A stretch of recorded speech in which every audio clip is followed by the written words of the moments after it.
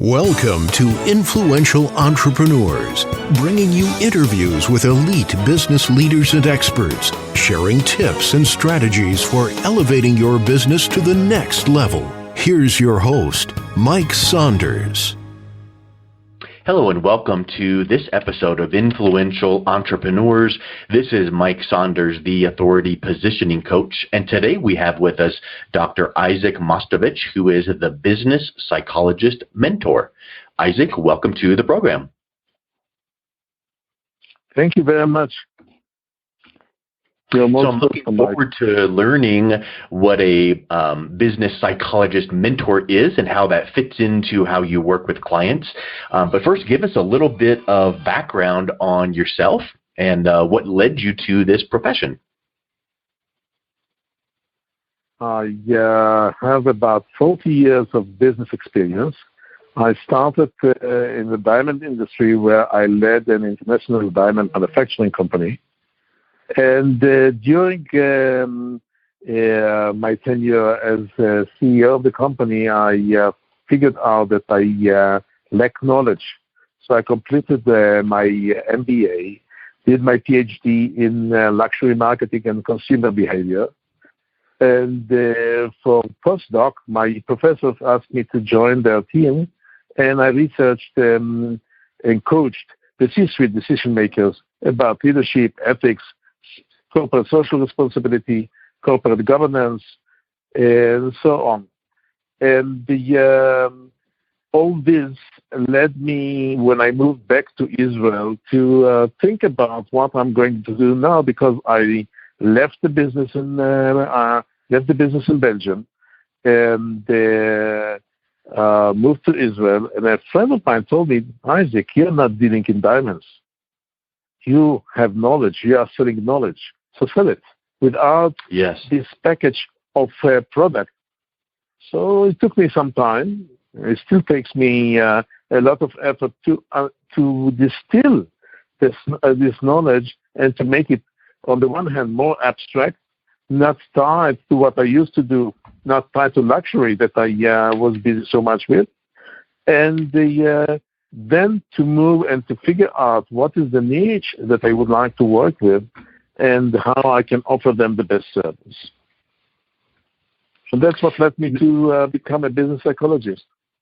Yeah, and I think you really made a great point there to decide what niche to focus on, because when you try to become all things to all people, you're nothing to nobody. And I think that's something that a lot of people don't really realize, and maybe part of business psychology that maybe you work with clients on is helping them to discover how to clearly and clearly articulate their business. Is that a part of what you do to help your clients?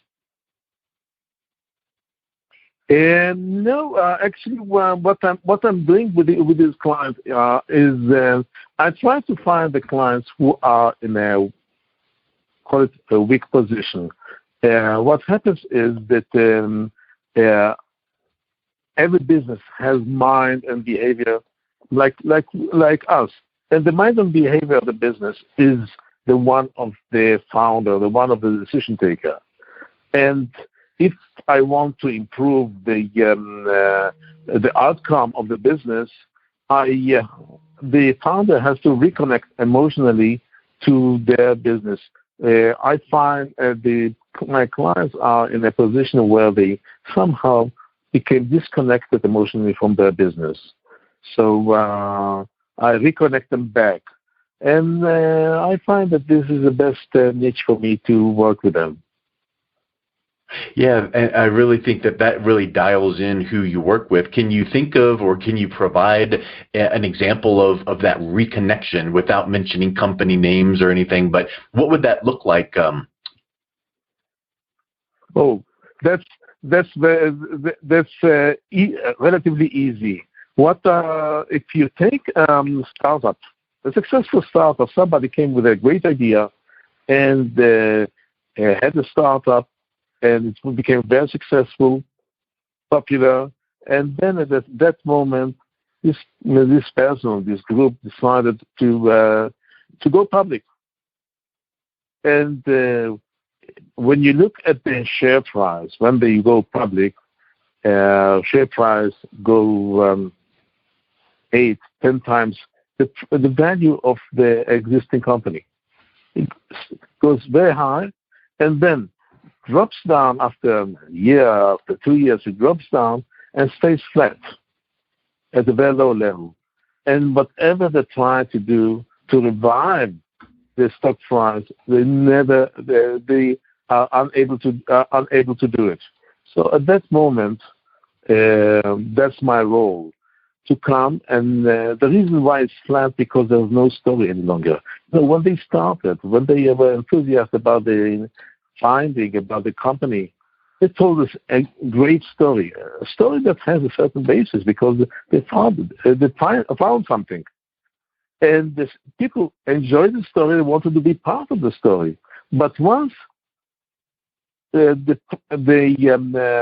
story realized, it became the share price went up. There's no story any longer. The story came to an end, and share price dropped, and people forgot to keep on telling stories about themselves, about their dreams, about the future.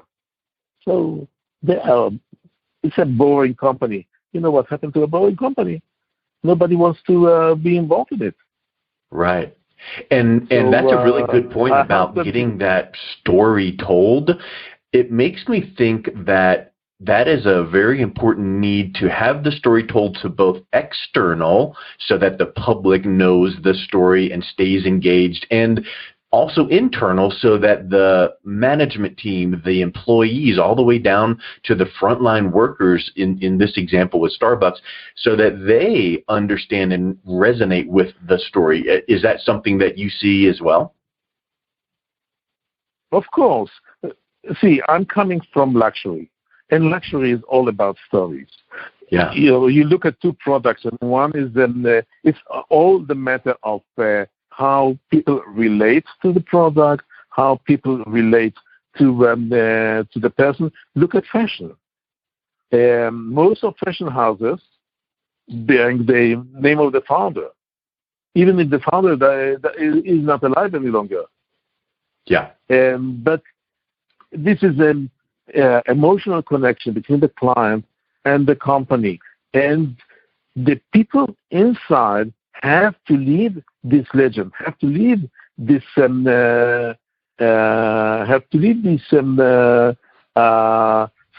of what they are doing. I remember consulting a company in UK. They are very good in leather, and the way they wanted to approach their clients was to put them in touch with their workers, because the workers selecting the right leather, stitching it, cutting it, preparing it for the fine product was part of the story. It's not the product itself. It's all the story around it. When I was the problem, for example, in the diamond industry, where I was that people started to sell products, like you sell potatoes, or you sell on the free market, and they're selling potatoes.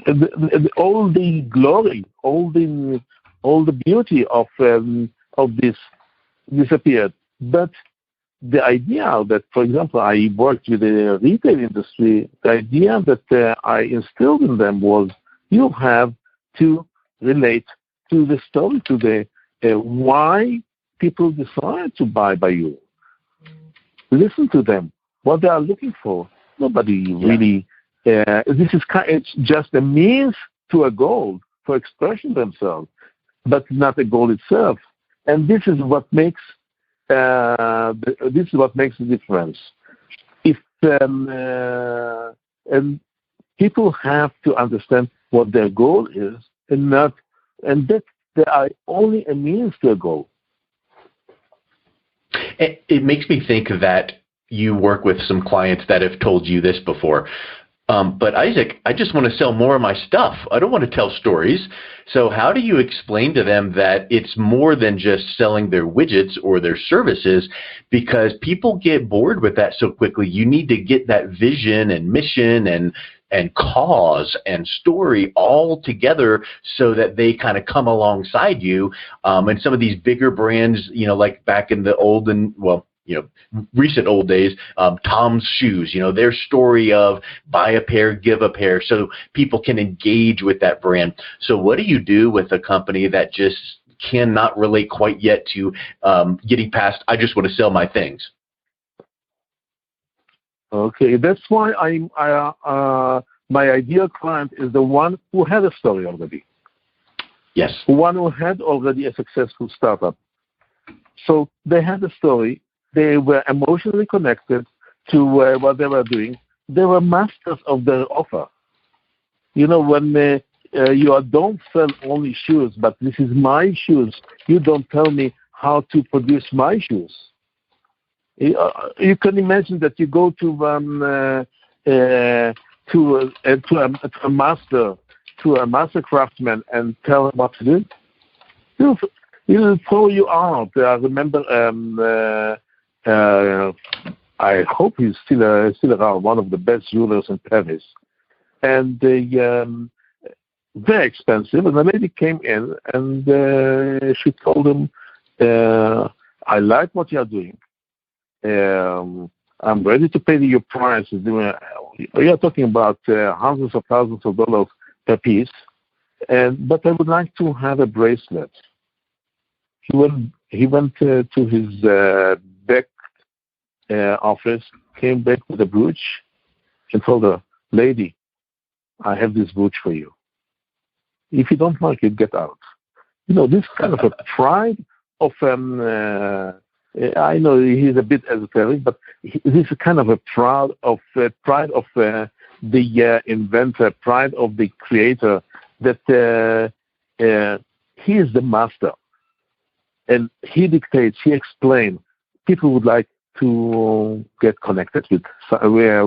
Some people would like to get connected with this creator. Some would dislike him and go to the other side of the street, which is fine, because we cannot have everybody by us. We cannot control the market. Yeah. Well, and there is something to be said for developing that full, deep relationship with your clients and your target market, so that it kind of builds a barricade around your company, so that the customers stay with you and trust you, and then when competitors come in or try to market to them, then your customers are very loyal to you. Is that what you see with some of your clients? Yeah. With building that story around the brand? Yeah, first of all, it's loyalty. Then price doesn't really matter, because once people are loyal and they know that they get what they wanted, and they know that the person that offers them knows exactly what they wanted, you don't care for the price, unless you don't have the money. But if the question is whether to pay $100 or $150, if they have $100, they have another $50 in their pocket as well. And if they are really loyal to the supplier, really appreciate what is done for them, they'll pay the price. We see it once and again, all over the place. So it's just it's the idea of giving. If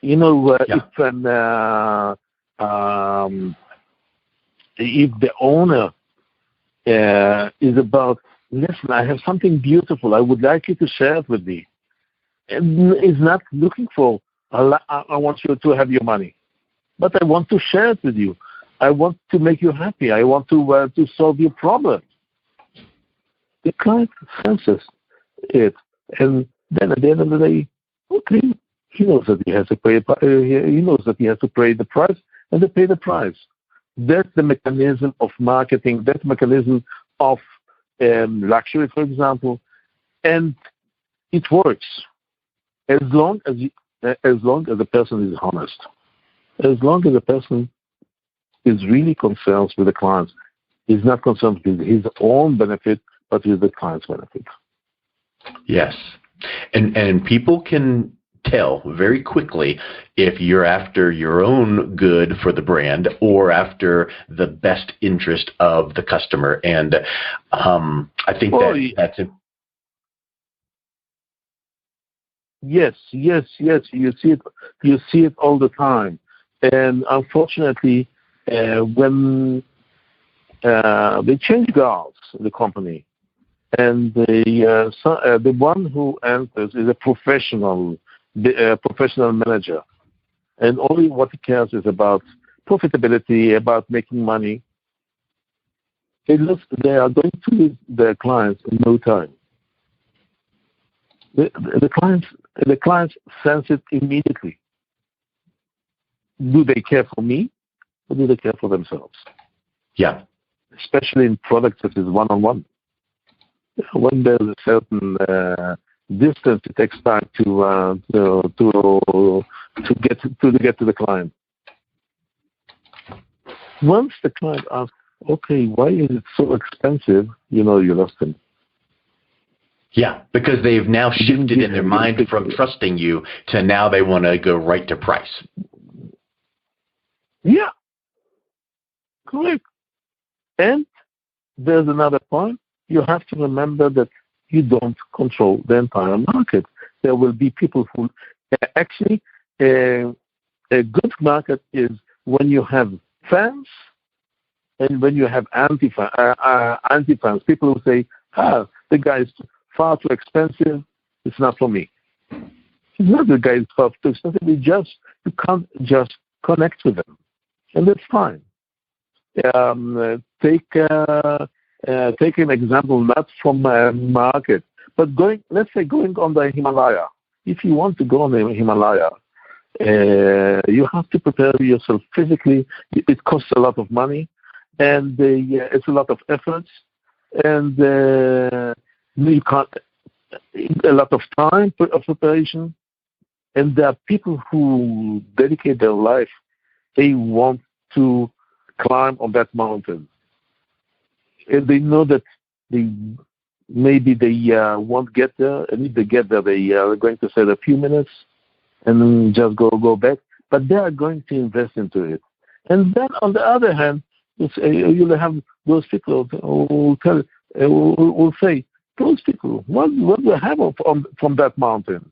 Spending so much time, money, and effort together. They're crazy. So you have always these two attitudes, these two opposing attitudes, which is fine. But the brand needs to understand those opposing attitudes so that they can guide the story, guide the narrative, and then that allows the public to see the brand in the best light. And it also allows the internal organization, management, marketing, all the channels to fully embrace the brand's mission and vision. So I think that is a really neat connection that you work with your clients with. What is the best way that people can reach out and connect with you, Isaac, and learn more about your business? I have several ways reaching me. First of all, from my webpage, www.isaacmostovicz, in one word, ISAACMOSTOVICZ.com. Another way is to reach me through my LinkedIn account. Third way is just sending me an email, office@isaacmostovicz.com. Excellent. I won't give the phone number, but the email is fine. Email is fine. Exactly. Fine as long as I'm not stormed with emails. Yes, and I will make sure to put the direct link to your website right in the show notes. So thank you so much for coming on. It was really great talking with you about your strategies of being a business psychologist mentor, and that's really neat to get the behind-the-scenes look at building that story and that narrative. So thank you so much for coming on today. Thank you very much. You've been listening to Influential Entrepreneurs with Mike Saunders. To learn more about the resources mentioned on today's show or listen to past episodes, visit www.influentialentrepreneursradio.com.